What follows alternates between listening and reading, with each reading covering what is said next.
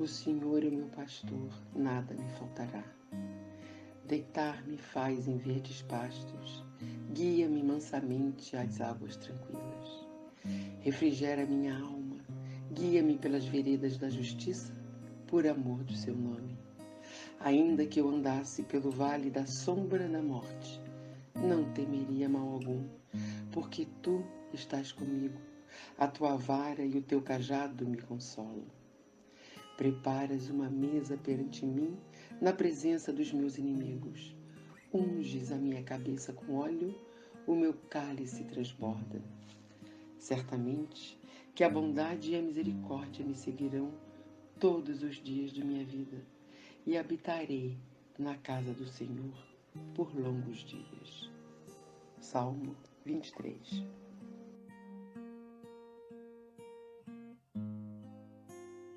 Olá, Álvaro, uma boa noite para você. Tá tudo em paz? Tudo bem, uma ótima noite, Elahá. Que bom, né, que a gente está aqui para falar um pouquinho de José. Com certeza, é um personagem que eu gosto muito. Bom, nunca será demais repetir que os nossos estudos da terça-feira não têm como objetivo traduzir o conteúdo do Velho Testamento como verdade espírita. Nosso objetivo nessas nossas lives é trazer a sabedoria do texto para que a gente aprecie sob a ótica da doutrina espírita, sem que nós precisemos nos abraçar com o que ela traz como se fosse verdade absoluta, até porque os princípios doutrinários do espiritismo não estão nos textos que representam o conteúdo bíblico, mas nas obras básicas da doutrina espírita e as obras subsidiárias de maneira mais substancial, que trazem o complemento daquilo que a gente poderia buscar em termos de conhecimento espírita. O nosso estudo aqui é mais no sentido de buscarmos informações para a nossa reflexão e não para validar o conhecimento bíblico como se ele fosse efetivamente uma verdade absoluta espírita. E nós estamos, portanto, no caminhar dessas nossas lives, passando pelos textos da Torá. Nós estamos caminhando pelo livro do Gênesis, a história do povo desde o surgimento do mundo, a criação, até o final, antes do surgimento de Moisés. Então, tudo que vai acontecer até ali o finalzinho dos patriarcas, nós estamos estudando dentro do Gênesis. E, nesse momento, nós vamos entrar especificamente numa nova porção da Torá, numa nova paraxá. A paraxá que diz respeito ao começo da história de José. José atravessa duas paraxá, a de hoje e a da próxima quinzena, Miquetze, né? Se não me engano, a próxima, que vai trabalhar a segunda parte da história de Yosef. Mas a parte de hoje é uma parte muito emocionante. E eu tenho que contar a vocês que hoje, quando eu estava dando a última relida no texto para poder fazer a construção do nosso estudo de hoje, eu chorei lendo a história de José. Eu chorei. Mas vamos a ela, porque ela é uma história muito bonita. Álvaro, meu querido, o que é que você tem para contar para nós sobre o início dessa paraxá? O que é que a gente tem ali já no capítulo 37 do Gênesis, que é onde começa o assunto que nós temos para tratar hoje? Essa paraxá se chama Vaishev, em hebraico. Lashevet significa sentar. Vaishev, e sentou. E é interessante que depois de que a gente contou a história de Diná, de Rachel, a gente sempre pega assim, os pontos mais importantes de cada paraxá e a gente acaba não seguindo versículo a versículo, todos os aspectos que estão no texto, a gente vai pegando o que tem de mais importante para ficar um pouco mais gostoso da gente estudar, né, Elahá? E a gente percebe que depois da história de Rachel e de Diná, a gente vai observar ali toda a descendência de Esav, de Esaú. Mas é interessante que quando vai começar a paraxá de Vaishev, essa porção, a descendência de Esav, ela é interrompida abruptamente. De repente, puf, o texto muda. E isso faz parte dessa arquitetura textual que nos conta Emmanuel, que encontramos dentro dos textos bíblicos, dos textos trazidos pelo povo de Israel. E por que é que a Torá faz isso? Vem falando da descendência de Esaú, e de repente vai e Yaakov sentou-se na terra de Canaã. Por quê? É porque o propósito é chamar a nossa atenção para o que existe de mais importante na Torá. A gente encontra aqui a sequência, a descendência, aquele que vai herdar de Yaakov, de Israel, aqui ele já é chamado de Israel, ele já mudou o nome de Jacó para Israel. Então, a descendência, aquele que herda o prosseguimento da primeira revelação. Os valores mais importantes que são trazidos desde Abraão, que passam para Isaac, que passam para Yaakov, agora vai ter que ser passado e vai ter que ser vivido de uma forma mais pura através de um novo missionário. E aqui, com quem começa a nossa paraxá? Quem é o representante da hereditariedade? E aqui a gente percebe que essa hereditariedade, essa primogenitura, deveria ser, entre aspas, por parte de Reuven, de Ruben, o filho primogênito de Yaakov, de Israel, com Lea. Mas a gente aqui está encontrando Yosef como sendo esse frontispício de luz que vai caminhar à frente do povo de Israel. E logo no começo, o texto vai dizer para nós, Israel, ou Jacó, ele amava a Yosef, que era filho de sua velhice, mais do que todos os seus irmãos. Eu quero fazer uns comentários aí. Primeiro é que, para quem chegou na nossa live sem ter assistido as anteriores, eu quero só resgatar uma questão aqui para a gente se localizar. É o seguinte. Não está. Então, assim, o que a gente tem no texto, logo no início dessa discussão? É que são 4 esposas com filhos diferentes entre essas esposas. Então, ele tem uma primeira esposa, chamada Lia, ou Leia, com a qual ele teve 4 e depois mais 2 filhos. Ele tem ao todo 6 filhos com Lia. Ruben, que é o primogênito, primeiro, Ruben. Simeão, o que criou confusão com a tribo vizinha, que tinha a história de Tamar. Ruben, Simeão, Levi, que também foi criar confusão. E o 4, Judá. Judá. A tribo de Judá é daqui. Então, Ruben, Simeão, Levi e Judá são filhos de Lia. Isacar e Zebulon são os outros 2 filhos dela. Isacar, Zebulon. Esses são os filhos de Lia. Lia tinha uma escrava. Essa escrava teve 2 filhos com Jacó, que no caso agora chama-se Israel. Aser, Gad e Aser. São os 2 filhos que ela tem. Ela só tem 2. E essa escrava se chama Zilpa. Depois tem os filhos da escrava de Rachel, de Raquel, que é Bilha, ou Bilha, como se queira. Ela teve também 2 filhos com ele. Então, foi Dan e Naphtali. São os 2 filhos que ele tem com essa outra escrava. E tem 2 filhos com Rachel, que é Yosef e Benjamim. José e Benjamim. E o interessante é que nessa paraxá todinha, Benjamim não vai aparecer. Ele não aparece no texto, ele não vai aparecer, mas ele tem 2 filhos com ela. Como ela era a mulher que ele muito amava e que tentou casar com ela e não conseguiu, depois teve que trabalhar para conseguir casar.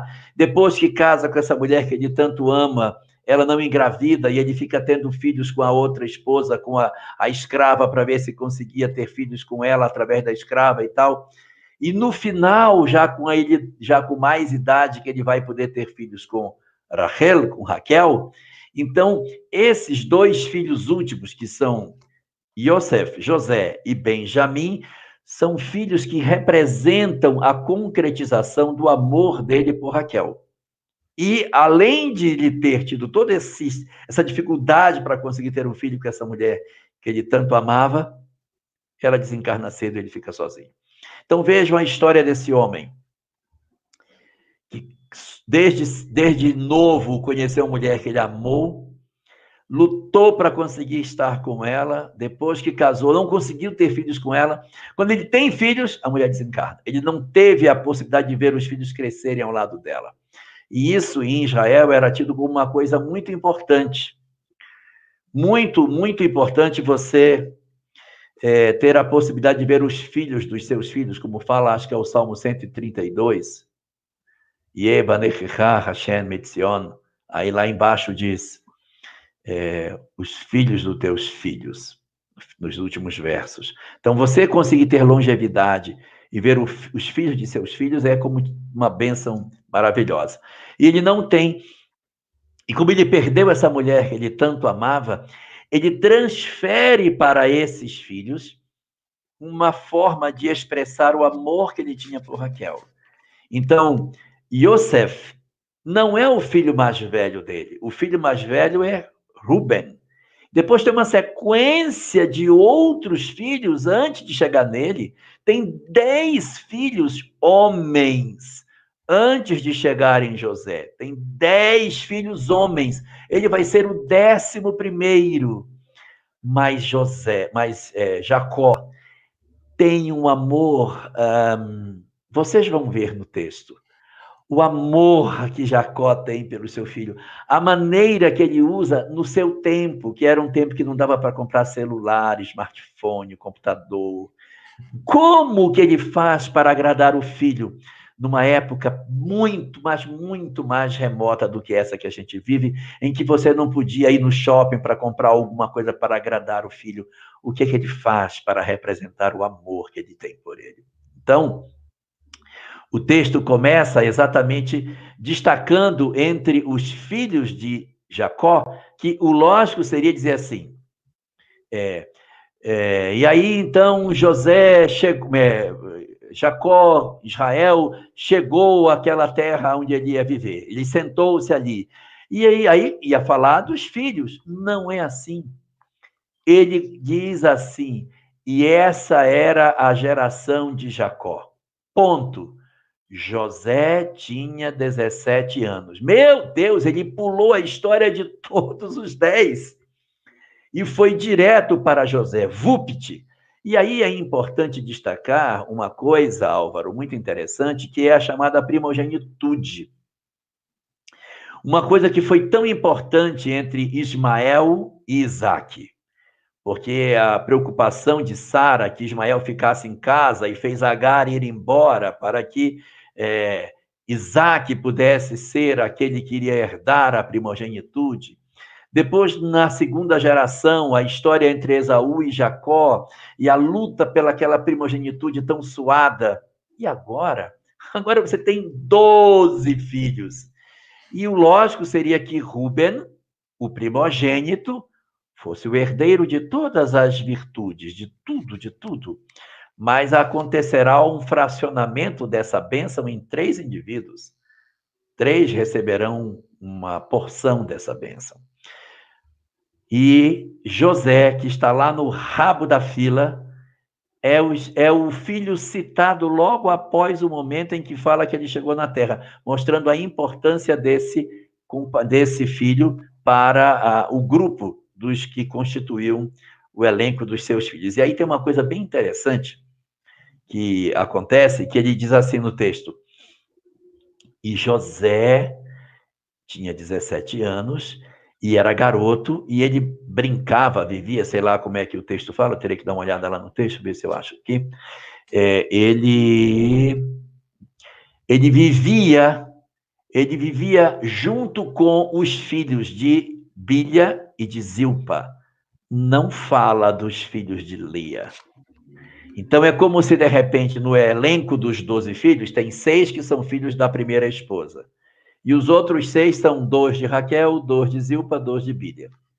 Então, esses aqui parecem ter uma proximidade maior, porque o texto fala que ele era garoto junto com os filhos de Bilha, mas não junto com os outros, que eram mais velhos e que, portanto, tinham uma outra expectativa, porque ele foi do rabo da fila, os outros irmãos eram bem mais velhos, então ele não foi garoto junto com os outros. Ele foi garoto junto com os filhos das escravas, que eram mais ou menos um pouco mais velhos, mas daquela mesma faixa etária. Os outros eram mais velhos, então estavam mais apartados nessa história. Mas mesmo o texto dizendo que ele vivia como criança, como garoto, junto com esses que eram filhos dessas esposas, esses irmãos não falavam bem dele. O texto fala que esses irmãos iam para Jacó reclamar de José o tempo todo. Reclamar de José o tempo todo para Jacó. E Jacó, ou Israel, como queira chamar, recebia essas reclamações e tentava apaziguar o ânimo entre os filhos para que houvesse harmonia. Fala, Álvaro. Pode falar. Pode falar? Pode. Que o texto diz que José falava mal, né? Sim. Desculpa. Que José falava mal. Que a gente vai ver lá na frente isso daí se concretizar. Que José falava mal do... O Elahá já me conhece, né? Que eu não quis interromper.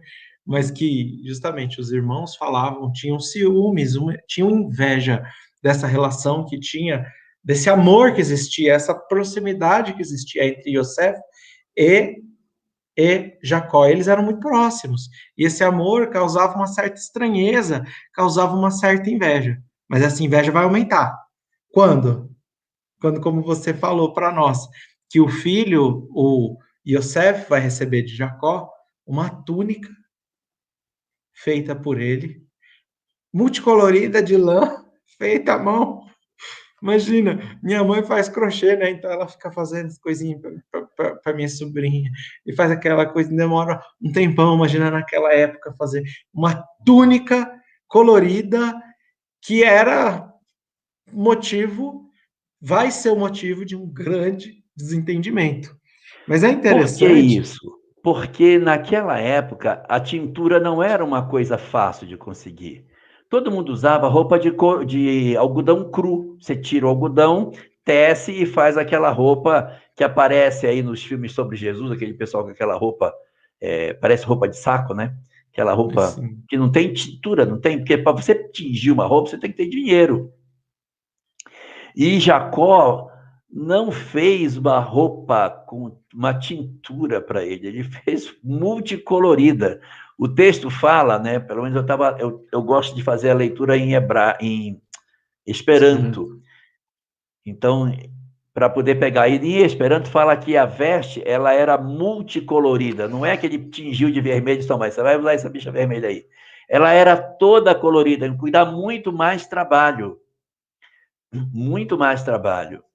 Então, é um sinal claro de um esforço desmedido para poder oferecer ao filho algo que tentasse representar o amor. Isso piora mais ainda a situação dele com os irmãos. E o texto vai falar assim, que os seus irmãos não conseguiam lhe falar em paz. Ou seja, quando eles se aproximavam de José, eles já não conseguiam ficar perto dele e ter um diálogo, uma conversa normal. E isso vai ser importante para a gente, porque a gente está vendo aqui o texto bíblico construir, vamos assim dizer, uma fórmula, um mecanismo. E esse mecanismo vai ser importante. Só que Yosef, ele ainda, além de tudo isso, ele vai ter dois sonhos. Ele vai ter um primeiro sonho, onde ele vê todos os seus irmãos no campo com ele. Ele estava segurando um feixe no campo.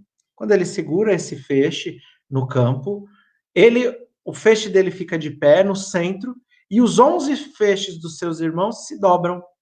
Eles se prostram, se curvam em direção ao feixe de Yosef. Em vez de ele ficar quietinho, ele vai lá e fala para os irmãos.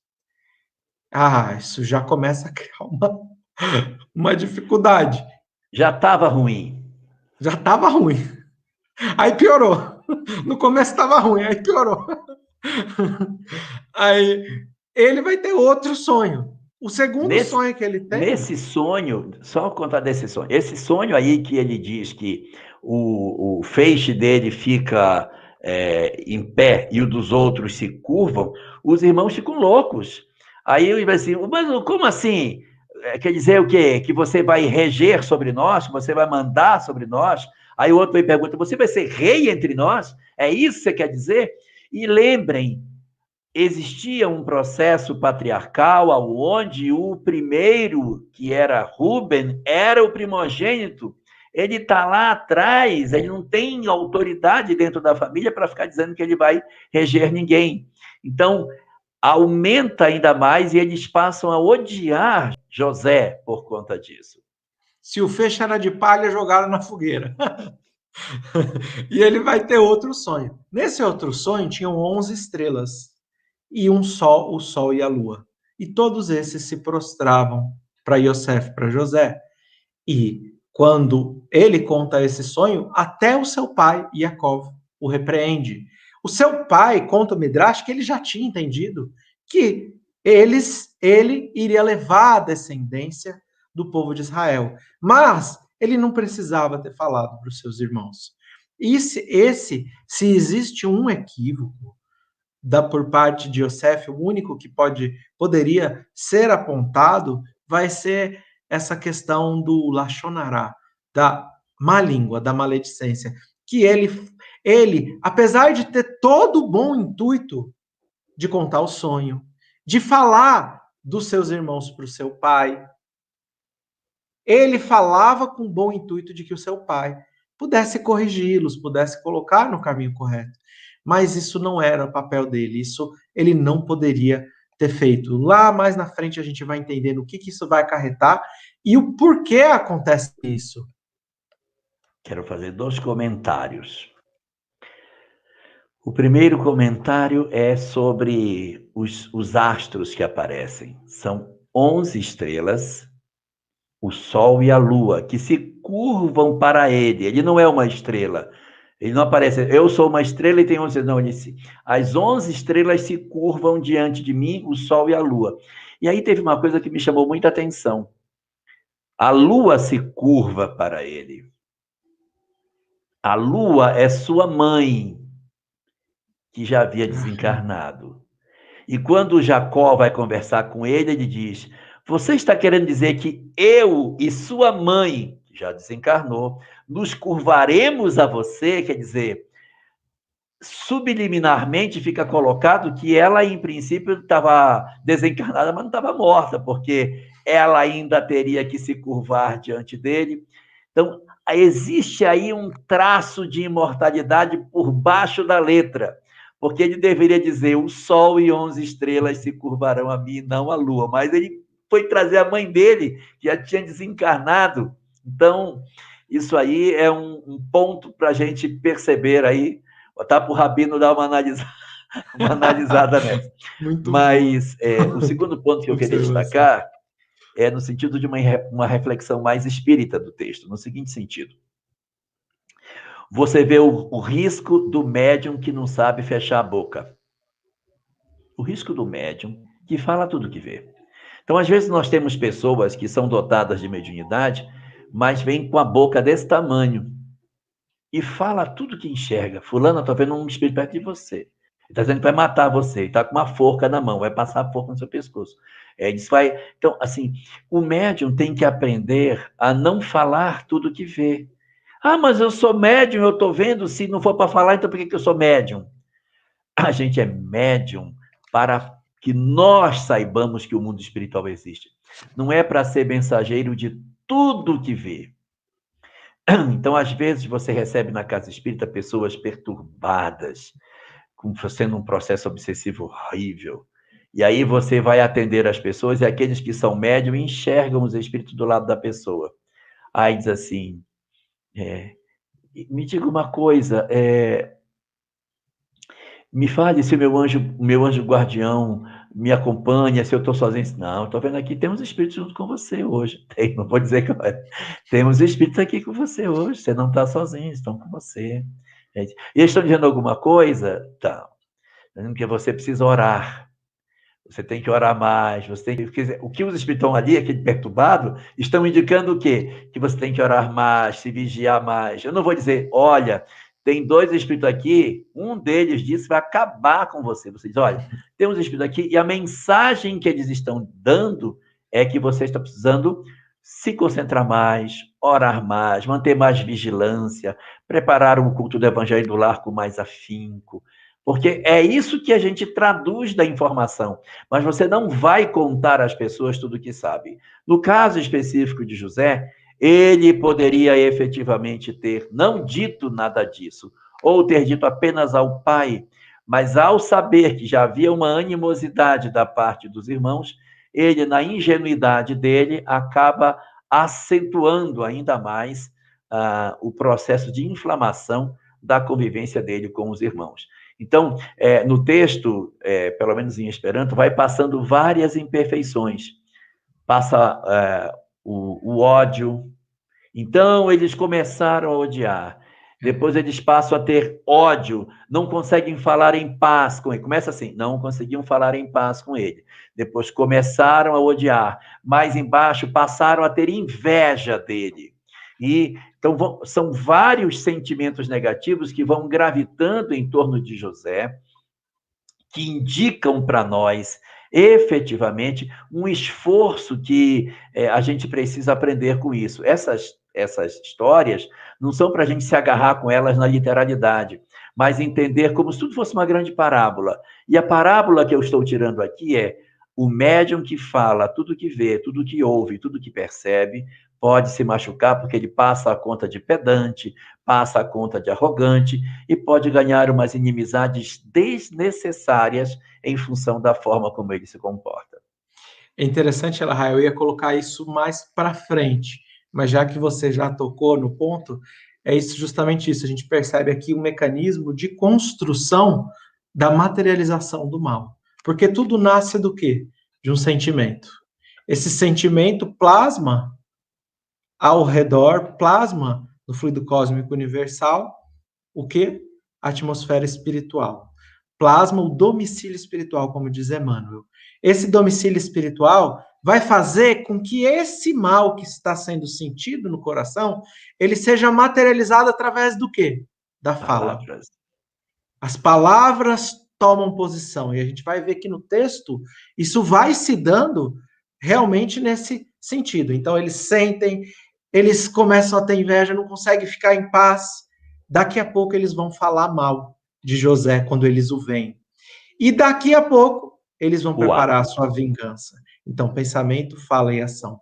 Dentro da Kabbalah, isso chama Shalosh Levushim Nefesh, 3 vestimentas da alma. E Santo Agostinho traz essas 3 vestimentas da alma.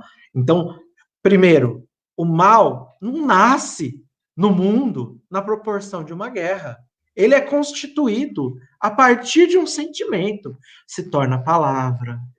E aos poucos, ele vai se materializando através de quem? De nossos atos.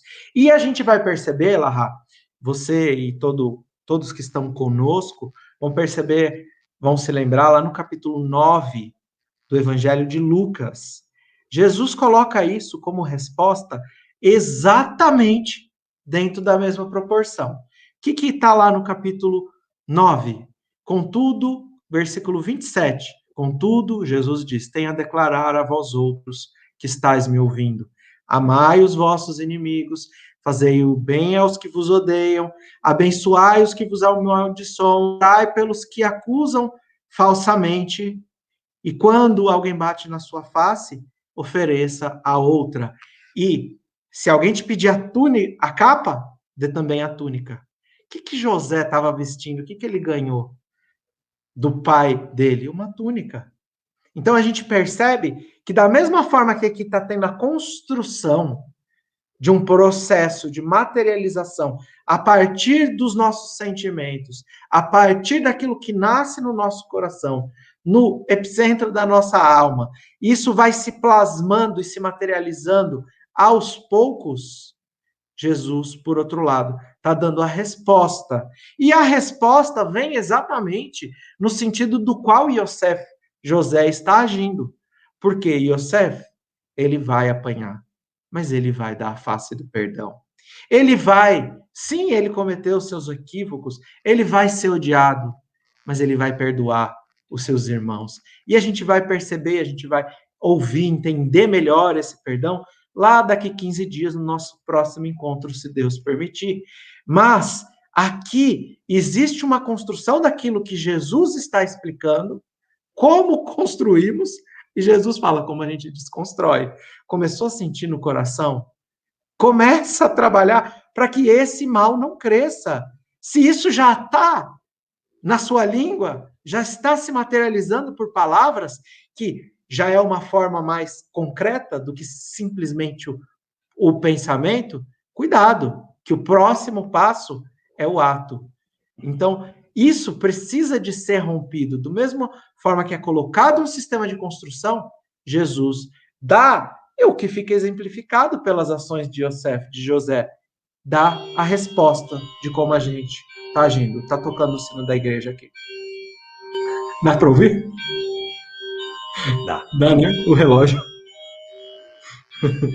Então, podemos continuar, Elahá? Podemos, vamos para frente. Então, os seus irmãos, os irmãos de Yosef, eles vão apacentar as ovelhas. E eles, como a gente percebe, já não chamam mais Yosef. Eles vão sozinho. No começo ele apacentava as ovelhas com seu irmão, com seus irmãos, agora ele já não está mais apacentando. Seus irmãos vão sozinhos. E eles vão para onde? Para a região de Shem. Onde foi essa região? A gente falou no nosso último encontro. É próximo de onde acontece a história de Diná. Lá onde vão se levantar Shimon e Levi. E vão fazer aquele massacre. O pai de José, Yaakov, ou Israel, ele fica muito preocupado. Ele fala, José, vai lá e procura os seus irmãos, porque eles estão indo para aquela região, vai que alguém quer se vingar deles, é melhor você ir ao encontro deles. Ele vai até o encontro deles, vai para Hebron, depois para Shem, e naquele meio do caminho vai contar que ele encontra um homem, esse homem vê que ele está perdido, andando, pergunta, o que você tá? Eu vou colocar só o homem e eu pauso para a gente comentar esse homem, que é importante. O que é que você está procurando? Ele falou, olha, eu estou procurando meus irmãos que passaram aqui apacentando as ovelhas. Ah, não, seus irmãos? Eles foram para Dotã. Ele fala o nome dessa cidade, dessa região. Elahá, vamos pausar e explicar o que significa isso tudo? Não, eu queria resgatar uma parte que é a conversa de Jacó, Israel, com Yosef. O que ele diz para o filho? Ele diz assim, vá, veja como estão seus irmãos e como estão as ovelhas, e volte para mim com a resposta. Então, ele vai para ser os olhos do pai. Então, você imagina, você tem 11 filhos que estão no local que já não estão gostando muito de um. Aí o pai diz, meu filho, vai lá, vá ver o que eles estão fazendo e me conte o que eles estão fazendo. Então, o pai não insere, não diz assim, ó, gente, não, vocês têm que levar o irmão de vocês com você. Não, ele chama, aí Jacó pede para que José vá lá, ele vai, pega o relatório e traz para Jacó de volta. Então, reforça ainda mais essa distância que existia na conduta dos irmãos em relação a ele. Estava bem difícil a situação de José em relação aos seus irmãos. E o que significa essa cidade? É interessante, Elhá, você colocou esse respeito, não é que ele tenha ao sentimento dos irmãos, porque ele, em um momento, teve um desentendimento com seu irmão, e ele foi para morar separado. Ele fala, olha, ele perdoou e foi para o lado dele.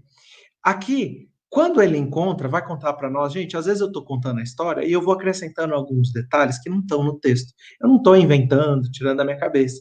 É que eu vou contando e nem tudo eu vou dizendo da onde sai. Mas são midrashim, fazem parte dessas obras subsidiárias, como Elahá gosta de dizer, que vão explicar o texto. E vai dizer um grande midrash que esse homem que ele encontra, na realidade, não é um homem, é um anjo, o anjo Gabriel. O anjo Gabriel, quando encontra com Yosef, ele vai dizer, olha, eles foram para Dotam. Por que ele usa Dotam? São 3 letras que escrevem a palavra Dotam. Dalet, uma letrinha assim, desse jeitinho. Tav, que é como se fosse o nosso T, mas ela é assim, ó. Eu não sei se dá para... É só ao contrário, que vira ao contrário a câmera, né? E Nun Sofit, que é um N, só que com a perninha puxada. Então é uma linguicinha. O que significa isso? Dalet é o esquadro, representa a justiça. Tav, equidade, é o compasso. E retidão é a régua. Então Gabriel está dizendo para ele, olha, você vai encontrar com seus irmãos. Você vai passar por muitas vicissitudes. A vida vai te trazer dificuldades, mas você sempre vai ter que agir com justiça, com equidade e com retidão. Esse anjo Gabriel, a gente sabe que é o mesmo que iria anunciar a Isabel o nascimento de Jesus. E é o interessante que... Quer parar? Não, quero só fazer um comentário sobre Dotan. É que não existe em Israel nenhuma cidade chamada Dotan, não tem essa região. Sim. Então, quando os estudiosos dizem, você foi para Dotan, Dotan é onde? É onde? É onde? Não existe, essa região não está em lugar nenhum. Só aparece nesse momento que o anjo, no caso, a pessoa diz a ele, eles estão em Dotan. Aí é por isso que a interpretação sai do sentido literal e vai procurar o sentido metafórico, cabalístico, que essas letras representam. E o interessante, Elahá, é que quando ele está chegando na direção dos seus irmãos, o texto vai dizer assim, e os seus irmãos o viram de longe e tramaram matá-lo. E eles dizem, lá vem o dono dos sonhos, vamos matá-lo e jogá-lo no poço. Então, se eles sentiram ali, não quiseram ficar pronto, agora eles materializaram por palavra. Materializaram, se antes estava só como atmosfera psíquica, se estava só como domicílio espiritual, agora virou palavra. E o próximo passo? Se eles não cuidarem, quando a gente está vivendo isso em nossas vidas, se a gente não interromper e não remediar e começar aquela fórmula que Jesus dá como resposta, o que pode acontecer? A gente pode levar as nossas atitudes à materialização através de ações. E o que significa isso? Coloca, fala. Não é respondendo a pergunta, é só uma observação aqui com relação a essa parte que eles falam, olha, ele está vindo aí, vamos matá-lo. Se a gente fizer uma comparação, assim, ó, Yaakov representa exatamente o bem, representa a presença do bem. Vamos representá-lo como... essa é uma comparação grosseira, gente, como se ele fosse Deus, o bem. E os filhos como a imperfeição dos homens. Então, nós não nos damos bem, nós temos dificuldade, mas existe a presença daquele perto de nós que nos impede, pela sua manifestação, de que o pior aconteça. Mas quando esses se retiram da presença e ficam distantes, eles executam aquilo que perto do Pai não fariam. Então, a distância do Pai aí representa também o comportamento do homem, quando ele, de certa maneira, se afasta do bem. Ele está longe, porque o Pai mandou eles para um lugar e eles foram para outro. Então, eles iam para um lugar, mas eles se deslocaram para outro canto. É quando você, tipo o filho pródigo, sai da onde o pai disse para ficarem para ir para uma terra distante. Quando você se afasta da lei, você fica sujeito às suas próprias leis, aos seus próprios instintos, e aí você começa a ceder. E como diz Joana de Ângeles, o poço da desonra não tem fundo. Uma vez que você escorrega, se você não tiver força, você só desce. Então, na hora que você faz a opção por se afastar do bem, você fica entregue às suas próprias conquistas, aos seus próprios valores, e pode realmente decidir matar, destruir aquele que lhe incomoda. E é legal que o texto fala assim, olha, de longe eles enxergam. O que quer dizer de longe eles enxergam? O que foi dito pelo anjo Gabriel? Olha, retidão, equidade e justiça. Você vai ter que levar isso. E aqueles que vão causar problema para ele, o reconhecem de longe. Interpretação número 1. As nossas maiores dificuldades, as nossas maiores provações, as nossas, talvez até algumas das maiores expiações, a gente vai viver com aqueles que nos reconhecem de longe. São aqueles que estão dentro da nossa família. Aqueles mais próximos. Quanto mais próxima a pessoa, mais provavelmente pode ser ou o amor, mas também mais difícil é lidar com os espinhos, com as imperfeições dos que estão próximos. E existe um ponto. Ele vai atrás dos irmãos vestido com aquela túnica específica. Colorida! Colorida, de longe. Ele poderia ter ido com outra. Eu guardaria aquela para uma festa, eu guardaria aquela para um momento especial. Não, ele vai para o campo, atrás dos irmãos que estão pastoreando ovelhas, com o presente maravilhoso que o pai deu. O pai deu um presente para ele, bota aquilo e usa. Pai no campo, atrás dos irmãos, tomando conta de ovelha. E aí, de longe, os irmãos identificam. Ele andava com essa roupa que o pai havia dado para ele. Ponto número 2, interpretação número 2. De longe, eles vêm e eles agem tomando um ponto de vista de longe. Quando a gente se recorda de Jesus na parábola do bom samaritano, o que Jesus diz? Como agiu o bom samaritano? E vendo-o, geralmente a gente vê a pessoa de longe. A gente não se coloca no lugar dela. A gente não se move de compaixão como faz o bom samaritano. Jesus diz lá, e vendo-o, moveu-se de compaixão. Aqui, a gente está entendendo que muitas vezes a gente toma os julgamentos, toma as precipitações, toma atitudes para com o outro, porque a gente só está enxergando essas pessoas de longe. E a gente pode falar, não, mas a primeira revelação, ela tem muito ódio, tem muito sangue, tem muito dessas coisas. Mas a gente percebe que é justamente por não se colocar no lugar do outro que esses equívocos estão sendo tomados. Então, eu trouxe 4 passagens que são explicações do Antigo Testamento, dessa passagem, que vai dizer para nós. Ética dos Pais, Pirkei Avot, ou Mishnah, capítulo 2, versículo 4. Não julgue o seu próximo até que você se coloque no lugar dele. Baal Shem Tov diz, você certamente admoestará o seu próximo, mas primeiro, antes de admoestar o próximo, repreenda a si mesmo, conserte as suas imperfeições. Talmud, Maseret Baba Batra, nós vamos encontrar o grande rabino Reish Lakish, que foi um gladiador, foi um grande fora da lei, e ele consegue se regenerar completamente, se torna um dos maiores sábios da geração. Ele vai dizer, primeiro você se retifica, depois você vai buscar consertar os outros. E outra passagem do Talmud diz assim, da mesma forma que Deus é misericordioso, seja você também misericordioso. Assim como ele é infinitamente paciente, tenha você também infinita paciência para com o próximo.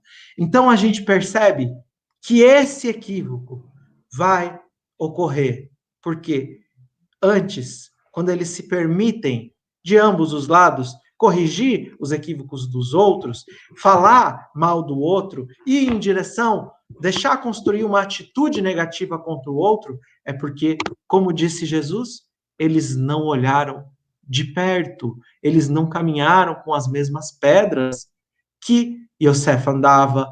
Quando a gente se equivoca com o outro, é porque a gente não se colocou no lugar do outro. Essa passagem dá a impressão que a gente está falando aqui só de Novo Testamento, né? Não tem nada de Velho Testamento, dá a impressão. Eles não andavam juntos, por isso que tinha essa distância. Quando você deixa de andar com alguém, abre-se distância. Isso acontece até no casamento. Se um faz uma história e o outro faz uma outra história, você vai alargando a relação.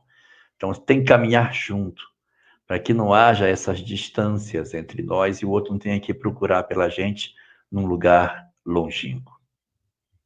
Quando ele chega, eles vão fazer o quê com o menino? Vão falar, vamos matar esse menino. 17 anos, Reuven fala, olha, não vamos matar não. E Levi fala, Judá fala, olha, ele é sangue do nosso sangue, vamos fazer o seguinte, vamos vender ele, jogam ele num poço cheio de cobra, cheio de escorpião, eles tiram ele de lá e vendem eles para os ismaelitas, para os filhos de uma das descendências de Abraão. Ismael é a nação sendo construída dos árabes, dos povos árabes. Ele vai ser vendido para esses ismaelitas. E às vezes a gente fala, meu Deus do céu, menino com 17 anos, foi jogado num poço, foi vendido como escravos, vai descer para o pior dos lugares aqui representados na Torá, para o Egito, vai ser vendido como escravo para qualquer um? Não. Não é qualquer um que compra Yosef, é o Potifar. Quem é o Potifar? Ele é o líder, o chefe, responsável por todas as execuções do faraó. Ou seja, vamos dizer assim, na linguagem do Nordeste de Lampião, é o cabra mais macho lá do Egito. E ele está sofrendo horrores. E a gente fala, nossa, então é por isso que eu já sabia, nessa primeira revelação, só mostra esse Deus que é completamente vingativo, punitivo. Não, gente, isso aí foi construído na nossa cabeça durante a Idade Média. Por quê? Tem um versículo aqui que ele é muito bonito, mas ele vai dizer, a gente lê e passa batido. Acha que o texto está só narrando historinha. Versículo 25 do capítulo 37. E eles ergueram os olhos e viram uma caravana dos ismaelitas árabes vindo de Gilad. Os camelos estavam carregados com temperos, bálsamo e resina. O que isso tem a ver? O que é isso tem a ver? Aqui está mostrando a divina providência e a misericórdia de Deus. Por quê? Porque essas caravanas, naquele tempo, na realidade, não costumavam levar temperos, bálsamos e resina. Elas levavam alcatrão, elas levavam elementos que tinham um perfume horrível. Mas aqui, apesar da gente estar enxergando todas as vicissitudes, todas as dificuldades, o que o texto está dizendo? Olha, Deus é misericordioso. E apesar de tudo isso, de José ter que passar por essas provas, por essas expiações, de ele realmente ter que passar por isso tudo, ao fundo existe o bálsamo, existe o perfume, existe o cuidado de Deus de que aquela caravana era diferente de todas as outras. Ela acompanhou José com o perfume divino. Então a gente percebe essa providência, essa misericórdia, toda esse cuidado do texto. Você quer comentar ou posso levar ele para o Potifar? Pode seguir. Leva ele para Potifar. Ele chega no Egito. Ah, não. Não leve não para Potifar. Eu quero comentar. Quero comentar uma coisa que me chamou muita atenção. É que quando eles vendem o irmão para o Egito, Rúben não queria que ele fosse vendido. A ideia de Rúben é a seguinte: joga ele no poço. Depois, quando esse pessoal se descuidar, eu vou lá, tiro o moleque do poço e devolvo ele para casa. Porque Rúben não queria machucar o irmão. Observemos que no incidente de Tamar, Rúben também não participou do massacre. E, de novo, o primogênito tem uma atitude conciliadora. E como ele não conseguia demover os irmãos de fazer todo o mal, ele disse, faça o meio mal. Joga no poço, pronto, joga, não mata, joga no poço, depois a gente resolve. Quando Rúben volta para tentar tirar o garoto do poço, ele já tinha vendido. Ele fica louco, rasga as roupas, se desespera. Vai acontecer, e agora o que vai ser? E os irmãos fazem uma trama. Pegam aquela roupa lindíssima, colorida, e molha de sangue de um cabrito que eles matam e levam para o pai. Quando o pai vê aquilo, imagine, preste atenção na cena. O filho era o amor da vida dele, a representação do amor dele com Raquel. Era toda a dedicação dele, uma roupa colorida que ele fez. E o menino aparece morto com a roupa. Eles entregam exatamente a roupa colorida, eles dão para que o pai veja a morte na roupa que ele fez com tanto amor. Então, Jacó rasga as suas roupas em sofrimento pela morte do filho, fica num processo de depressão muito profunda, passa a usar roupas de saco, fica numa tristeza muito grande, cai em depressão por conta da perda do filho, e aí aparece uma coisa muito interessante que me chamou a atenção, Álvaro. Diz assim, eu não sei se em hebraico aparece, mas em esperanto está assim. Diz da seguinte maneira, que quando ele entra em tristeza por conta da perda do seu irmão, então seus filhos e suas filhas tentavam confortá-lo. Então ele não teve só Diná como filha. Não sei se está assim aí. Seus filhos e suas filhas. É o que aparece no texto em hebraico, em esperanto. Você tem aí o... Deixa eu ver se eu acho aqui. Aqui, ó. É o 35.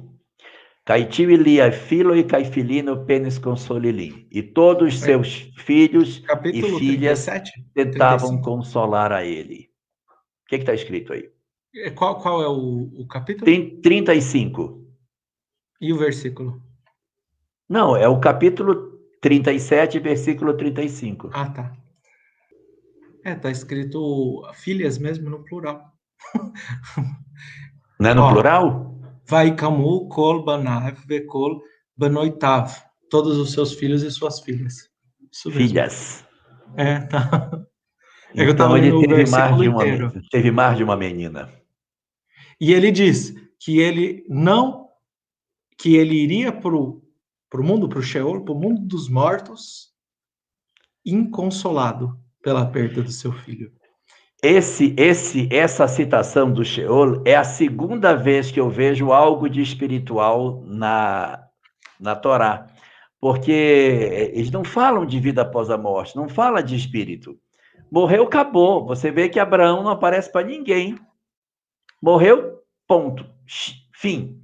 E aí ele está falando que ele vai para o Sheol ainda em luto. Sheol é o mundo dos espíritos. Então, ele tem uma visão de alma, de mortalidade, que ele, depois da morte, continuará vivo e levará para o mundo espiritual sua tristeza pelo luto de seu filho. É isso mesmo. Não é interessante isso? Interessantíssimo. E eu ia esquecer de falar essa da túnica, isso é importante. Quando ele chega no Egito, ele é levado, quem compra ele? Como eu disse, Potifar. Esse é o nome do homem. Como eu falei, ele era o chefe daqueles que sentenciavam. Era um homem muito poderoso. Ele que ditava as sentenças, fazia as execuções, era responsável pelas execuções no Egito. E isso é um detalhe importante, a gente vai ver mais na frente. Por quê? E o que acontece? Ele coloca ele em função, coloca José, Potifar, compra ele como escravo e coloca no seu lar. E ele vai ser o administrador do Potifar. Só que Potifar vê que Deus estava junto com José, que Deus estava presente na vida. Ele fazia-se presente através de suas atitudes. Então, tudo prosperava. E a gente conhece uma teologia que chama-se teologia da prosperidade. Se você atender a Deus, você vai ser muito bem-sucedido. E não é isso, gente. Não tem nada a ver com teoria, com com prosperidade material. Mas muitas vezes a pessoa vive grandes provas, grandes expiações, até grandes tormentas, mas ela lida com tudo aquilo, com Deus na sua vida, com a presença de Deus nas suas atitudes, e até mesmo situações que pareceriam, às vezes, do ponto de vista da matéria, derrota, se tornam pontos onde aquela pessoa se torna mais agradável aos olhos dos homens. Ele não se deixa abalar, ele continua sempre fazendo o seu melhor, e isso daqui chama a atenção do Potifar, que percebe que, como ele era um grande administrador, com intelecto, com moralidade, tudo na sua vida ia muito bem. 17 anos. 17 anos. Ele vai trabalhar 1 ano para o Potifar. Então, agora ele vai para 18. E a esposa do Potifar, ela se chama Zuleika, ela vai olhar para ele diferente. O texto vai dizer que Yosef era um homem muito bonito. Gente, aqui, quando o texto fala de Yosef, que ele era muito bonito, como falou de sua mãe, Rachel, não é do ponto de vista material, porque aqui pouco importa como ele era fisicamente. A gente não encontra mais o corpo de Yosef, de Rachel, talvez em lugar algum. O que o texto está falando? De uma beleza espiritual. Ele repetiu aquilo que falava da sua mãe, que a gente viu no encontro passado, que é um espírito que se sacrifica pelo próximo, que realiza e cumpre o máximo que ela pode da lei divina. Aqui é no mesmo sentido. Lia, a esposa dele, já não era tão bonita. E a gente vai encontrar alguns que eram menos ainda bonitos do ponto de vista espiritual. Daniel, por exemplo, que o Elahá falou, né? Era muito bonito. Ele era um homem muito bonito do ponto de vista espiritual. E aqui, a esposa do faraó, isso é Midrash, faz parte desse complemento. Esposa do Potifar. Perdão, esposa do Potifar. Zuleika, ela espera um dia, quando tinha a enchente do rio Nilo, quando o rio Nilo era sagrado para os egípcios. Então, quando começava a subir o rio Nilo, que ia trazer todo aquele substrato para que a agricultura fosse próspera, existia um feriado nacional. Todo mundo ia dançar, fazer festa lá na beira do rio Nilo. Mas a esposa do faraó falou, olha, eu estou muito doente. Potifar, perdão, a esposa do Potifar fala, eu estou doente, Potifar, eu não vou descer com você, eu vou ficar em casa. Mas quem que estava na casa? O único homem que estava na casa aquele dia? Yosef. E ela, mais uma vez, se oferece para José. É interessante que o texto faz questão de dizer que não foi uma única vez, que durante o passar dos dias, ela se oferecia para deitar com ele. E ele o que dizia? O Senhor, e aqui a gente não entenda o Senhor apenas como Potifar, mas Deus, me dá tudo nessa casa. Deposita todos os bens nas minhas mãos. Se eu me deitar com a esposa do Potifar, que é a única coisa que eu não posso, a única pessoa que eu não posso colocar a mão, o único bem que não está sendo administrado por mim, se eu colocar as minhas mãos nela, eu estarei pecando contra o Senhor. O filho pródigo, quando ele retorna ao pai, ele diz, pequei contra ti e pequei contra Deus. Aqui a gente está vendo, se ele pecasse, transgredisse contra o Potifar, ele também estaria transgredindo contra o Senhor Deus. A gente começa a entender que um jovem de 18 anos, com toda uma capacidade intelectual, moral, com equívocos, sim, pequeno, mas diante de todas as provas que ele vem vivendo, em momento algum, ele tem ódio dos seus irmãos, ele reclama contra os seus irmãos, ele aprende a se calar. Ele, com 18 anos, ao lado de uma mulher poderosa, linda, que queria ele consegue se controlar todas as vezes. Mas nesse dia, ela preparou uma coisa. Ela preparou uma vingança contra ele. Ela pegou umas roupas dele, colocou em um lugar e falou, você não vai se deitar comigo? ela sai correndo com aquelas roupas e vai em direção ao Potifar e fala: olha, olha, ele quis se deitar comigo e, na verdade, quem não quer sou eu. O Potifar, chefe, responsável por todas as execuções. O que ele faz? Manda executar José. Manda prender ele por 10 anos. Opa, por que eu falei da maledicência?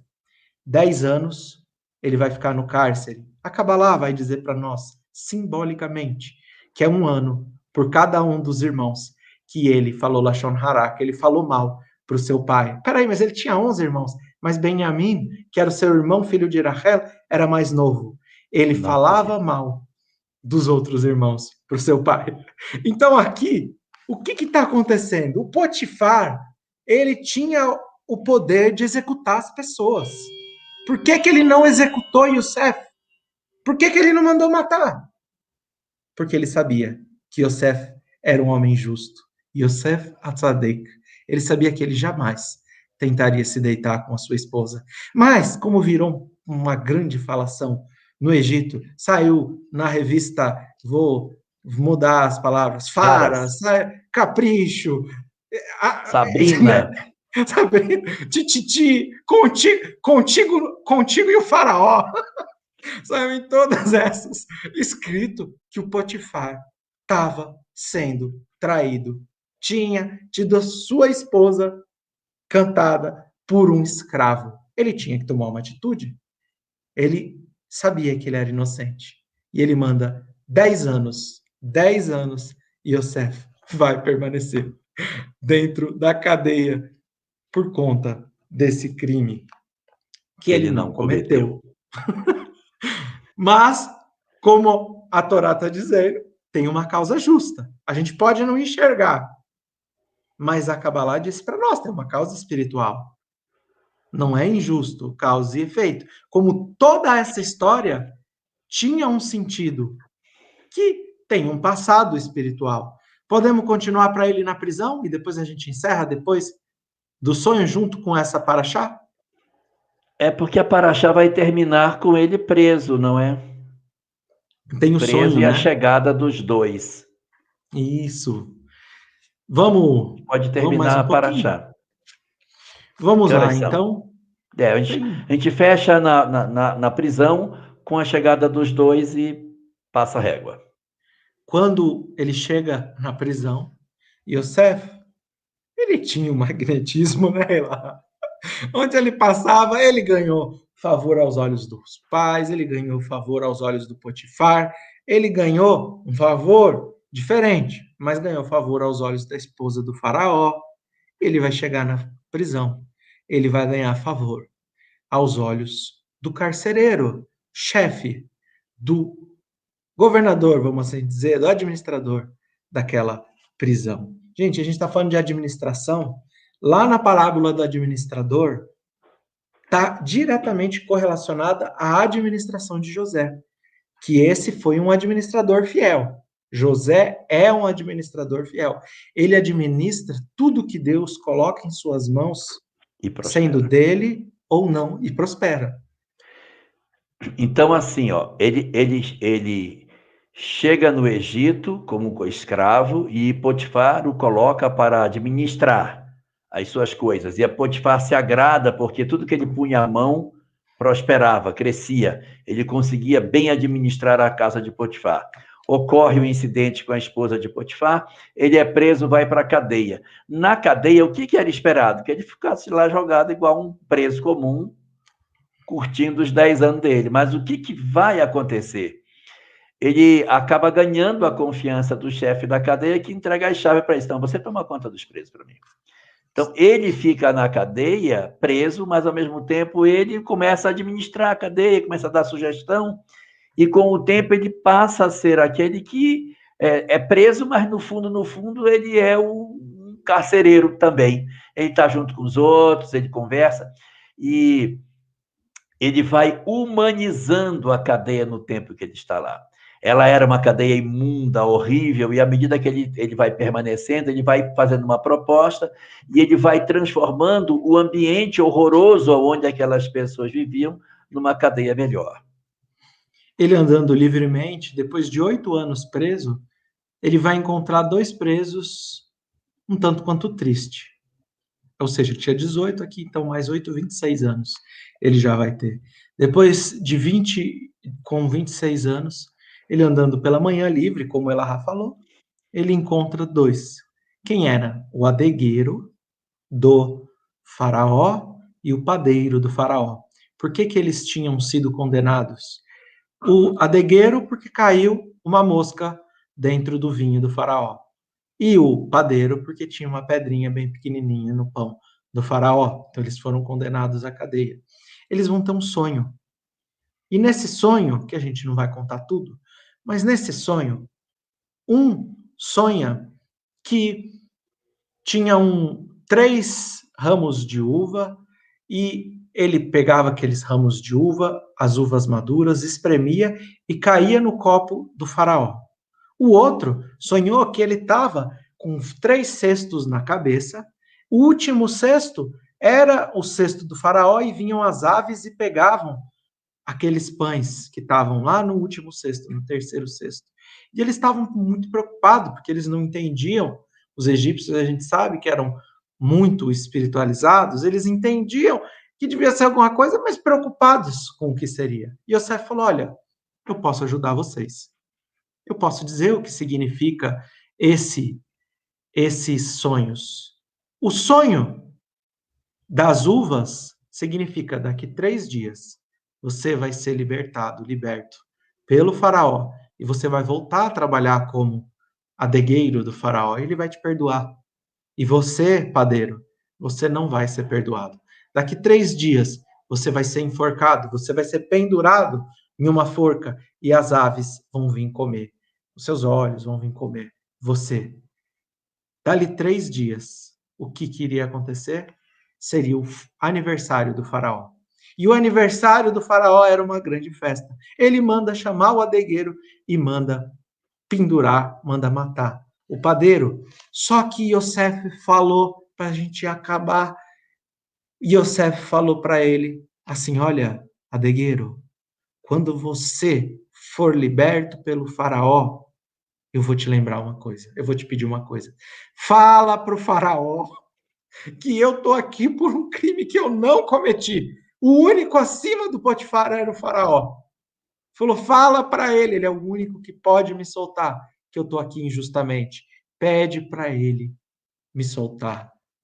Obviamente, ele que ali precisava do acalento, do cuidado de Yosef, falou, eu vou lembrar. Mas ele só vai lembrar 2 anos depois que ele tinha sido liberto. A gente não vai contar como ele sai dessa cadeia. Aliás, a gente só vai contar se Deus permitir, né, Elahá? Deus permitir,